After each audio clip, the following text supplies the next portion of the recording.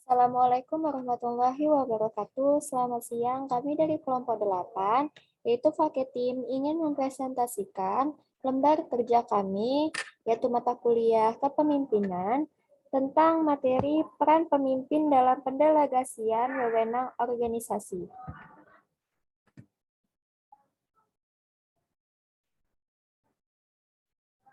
Tim saya terdapat Amalia Anggreni, Boru Ginting, Ega Amalia Yuniara itu saya sendiri, Franky Sanjaya Ginting, dan Khaya Rahmi. Indikator capaian pada materi kali ini yaitu dapat mendeskripsikan, mengelaborasi, dan mengidentifikasi peran pemimpin dalam pendelegasian wewenang dan pendelegasian tanggung jawab. Baik, di sini terdapat 3 pertanyaan yang akan dijelaskan oleh ketiga teman saya. Pada persoalan pertama akan dibacakan oleh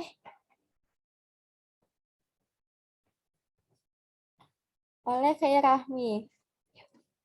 Kepada Khaya Rahmi saya persilahkan. Baik, di sini saya ingin menjelaskan mengenai soal nomor 1, deskripsikan minimal 2 pendapat ahli tentang konsep pendelegasian wewenang dalam organisasi beserta rujukannya. Yang pertama, menurut James A. F. Stone, pendelegasian wewenang dalam organisasi dibagi menjadi 3 hal utama, yaitu tugas, kekuasaan, dan tanggung jawab, di mana tugas adalah suatu kewajiban dalam pekerjaan yang telah ditentukan dalam organisasi untuk melaksanakan pekerjaan yang telah ditetapkan dalam bidang masing-masing jabatan. Kekuasaan adalah suatu pekerjaan yang telah diberikan wewenang atau tugas. Penyerahan dari tugas-tugas yang dipercaya, seseorang memperoleh kekuasaan secara formal, misalnya karena adanya surat keputusan dari pimpinan perusahaan yang berwenang. Dan tanggung jawab adalah suatu pekerjaan yang dilakukan organisasi suatu perusahaan yang diperoleh dari atasan terhadap tanggung jawab pekerjaan ataupun kepercayaan yang diberikan. Menurut Ralph C. Davis, pendelegasian wewenang dalam organisasi adalah pendelegasian wewenang hanya tahapan dari suatu proses ketika penyerahan wewenang berfungsi melepaskan kedudukan dengan melaksanakan pertanggungjawaban. Dan menurut Louis Allen, pendelegasian wewenang dalam organisasi adalah proses yang diikuti oleh seorang manajer dalam pembagian kerja yang dilimpahkan padanya, sehingga ia dapat memperoleh orang-orang lain untuk membantu pekerjaan yang tidak dapat dikerjakan. Next.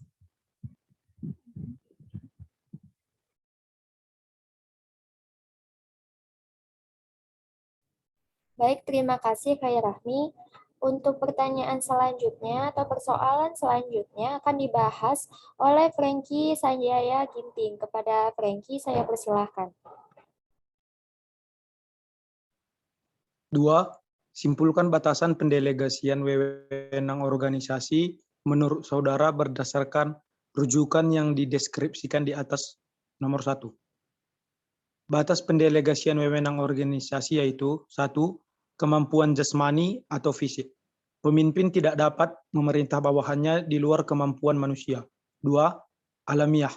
Pemimpin tidak dapat memerintah bawahannya untuk menentang kodrat alam. 3. Teknologi.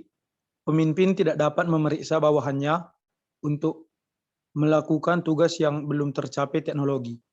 4. Keadaan ekonomi. Pemimpin tidak dapat memerintah atau memaksakan kehendaknya terhadap harga-harga pasar. 5. Lembaga. Wewenang seorang pemimpin dibatasi oleh anggaran dasar dan anggaran rumah tangga, kebijakan dan prosedur. 6. Hukum. Wewenang seorang pemimpin tidak boleh melanggar dari peraturan hukum atau undang-undang yang berlaku. Terima kasih. Baik, terima kasih kepada Franky Sanjaya Ginting. Untuk pembahasan selanjutnya atau persoalan selanjutnya akan dibahas oleh Amalia Anggreni. Kepada Amalia, saya persilakan.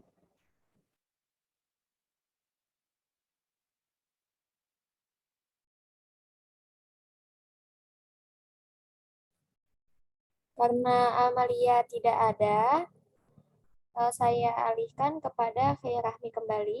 Kepada Khaya Rahmi, saya persilahkan.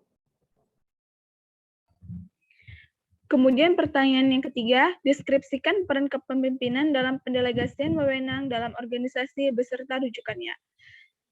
Seorang pemimpin adalah seorang atasan dalam hal kedudukannya dalam suatu organisasi. Kekuasaan dari kedudukan tersebut memberi hak seseorang, pemimpin atau manajer untuk memerintah. Jadi, tugas seorang pemimpin adalah memimpin, bukan untuk mengerjakan sendiri tugas-tugas yang menjadi tanggung jawabnya. Untuk itu, perlu adanya pendelegasian pekerjaan kepada bawahan melalui hasil akhir dari tugas tersebut tetap menjadi tanggung jawab pimpinan. Dengan pendelegasian tugas, maka pemimpin mempunyai banyak waktu untuk memenuhi tanggung jawabnya, serta dapat mengembangkan keterampilannya sehingga akan lebih berfungsi bagi perusahaan.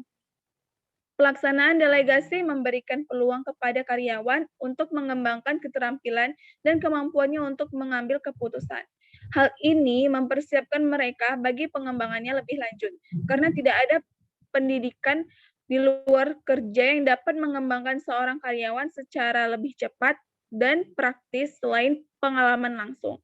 Banyak pimpinan yang enggan mendelegasikan tugasnya kepada bawahan dengan beberapa alasan yang kadang tidak bisa dibenarkan.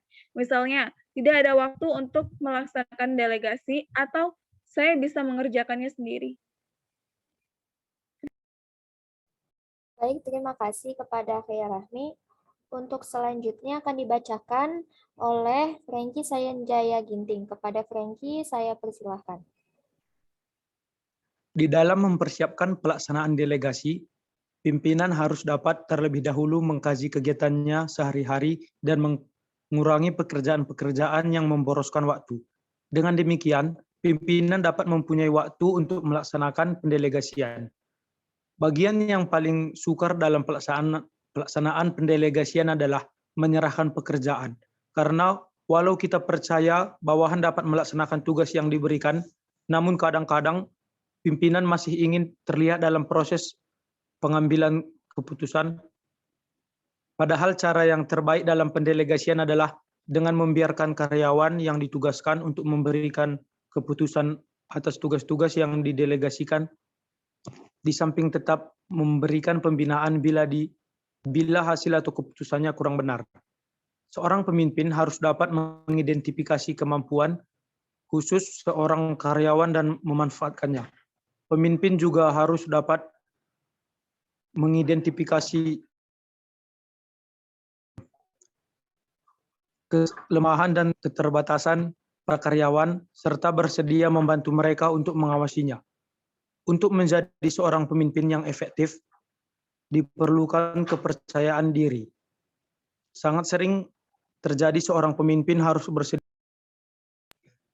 bersedia menerima titipan kesalahan untuk pekerjaan yang dilaksanakan dengan buruk, padahal yang mengerjakannya orang lain. Sering juga diperlukan kepercayaan diri untuk menyampaikan pujian kepada karyawan Anda, padahal sebetulnya Anda sangat tergoda untuk menyerap pujian tersebut bagi diri sendiri. Jadi sekarang Anda sadar bahwa tugas pemimpin adalah memimpin, bukan untuk mengerjakan sendiri tugas-tugas yang ada. Pemimpin dinilai berdasarkan saran yang memimpin dengan baik. Kepemimpinan berarti mencapai hal-hal besar dengan cara terus-menerus mengembangkan keterampilan dan kemampuan orang-orang yang dipimpin.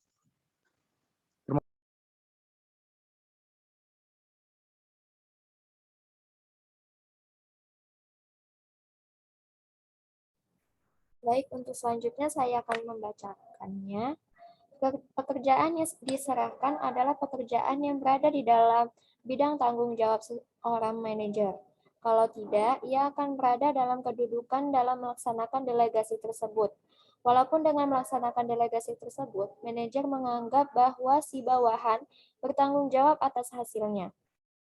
Namun tanggung jawab terakhir masih terletak pada manajer itu, yang pada gilirannya ia tetap akan dianggap bertanggung jawab oleh atasan yang lebih tinggi.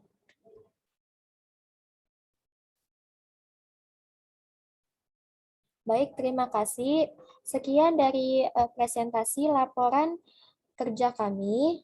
Jika ada kesalahan kata, mohon dimaafkan. Wassalamualaikum warahmatullahi wabarakatuh.